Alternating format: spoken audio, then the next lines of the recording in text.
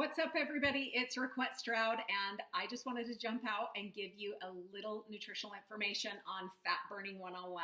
I get so many questions on fat burning, and it's very confusing because there's so many mixed opinions. You know, there's information on Facebook and YouTube and Instagram, and here's the deal.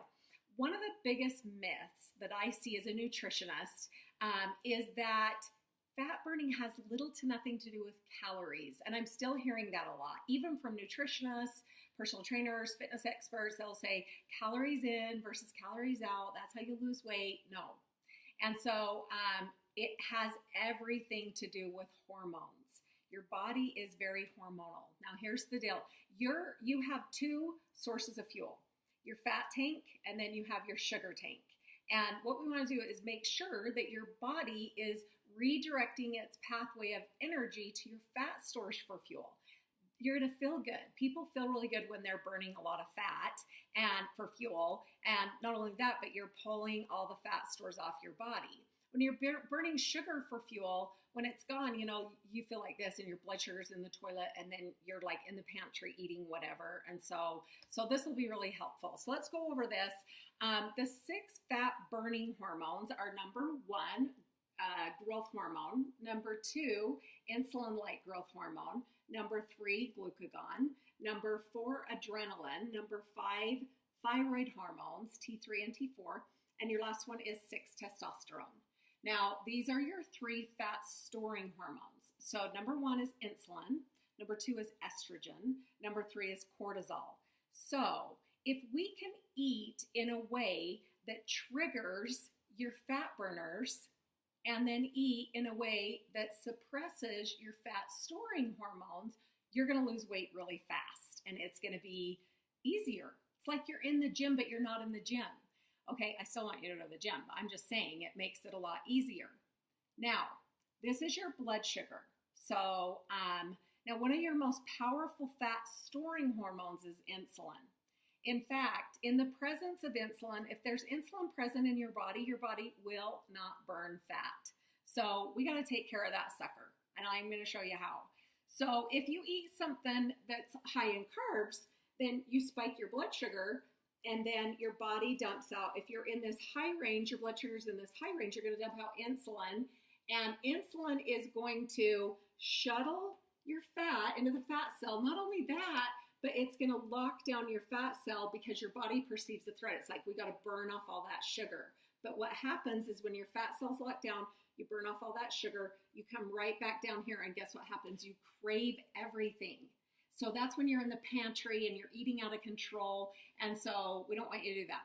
So here's what we have to do. If you can eat to bring your body in this zone, then your body is going to trigger the release of glucagon.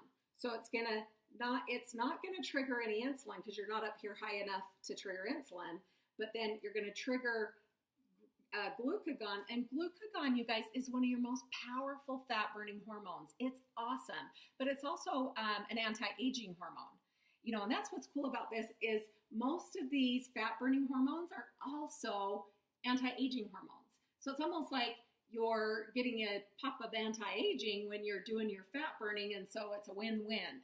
So now, when you release glucagon, your body's in this fat burning mode where it's just going to burn fat.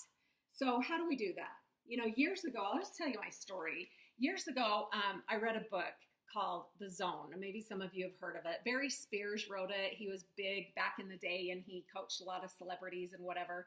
And he found out that if you can get macros, now just a quick thing on your macros. Macros are just fat, protein, and carbohydrates. Anything you put in your mouth fits under one of those categories. We have our micronutrients, which is all our vitamins, minerals, that kind of thing. But I'm talking about your macros. So when you hear me talk or anybody else talk about macros, that's what we're talking about. Fat, protein, carbohydrates. Now, when you can get a composition of macros in 40% of your calories coming from carbs, 30% from protein, and 30% from essential fats, preferably, then it brings your body into the magical zone where you release glucagon. And then you're burning fat, and you're also, like I said, it's an anti-aging hormone. Now, listen in, because there's a lot of information going around right now about this, and I want you guys to understand this. So there's a diet that, you know, people figured this out. Oh, if insulin's not present in your body, you know, you're not storing fat or whatever. And so people pull all the carbohydrates out of their diet. A lot of people have pulled their carbohydrate levels right down to 20. And what happens is you don't have to do that. If you have a composition of fat, protein, and carbohydrates, then it's not going to allow your insulin levels to spike. It's going to keep it down, but it's also going to trigger glucagon. If you pull all your carbohydrates out, then you're not getting that glucagon level. Now, another thing, I hear people say all the time, you know, there's essential fatty acids and there's essential amino acids, but there's no such thing as an essential carbohydrate. You know, I don't know if you guys have heard that. I've heard that a lot. And it is true. We don't hear that. There's no such thing as an essential carbohydrate. However, keep in mind that all your essential minerals, your essential vitamins that your body has to have, most of them are in your carbohydrates. So we want to be smart about how we're consuming them. But if you eat them with a mixture of fat and fiber and protein, then it buffers any insulin spike. So you're getting the benefit of all the nutrition, but you're not spiking your insulin. Now, let me end on this, you guys. So, because I know a lot of you out there are saying, well, what about the people that are insulin resistant? What about the people that, you know, their pancreas doesn't deal with their blood sugar very well? And that is true. I have people that their zone is a little bit smaller, so they can't get away with as much carbs. So if we find that out, if we get people started and that's not happening, what we do is we just bring the carbs down a little and we up the protein a little and add more fiber. And then it really helps our insulin resistant people to stay in the fat burning zone where they're getting the benefit of all these hormones. So you guys, that's all I have for you today. I wanted to make this quick and just make sure that you understand how your body's burning fat. Take the body type quiz, that will help you. And then start eating in the zone. You know, if you're drinking shakes, the isogenic shakes is what I use, its composition is right in 40-30-30.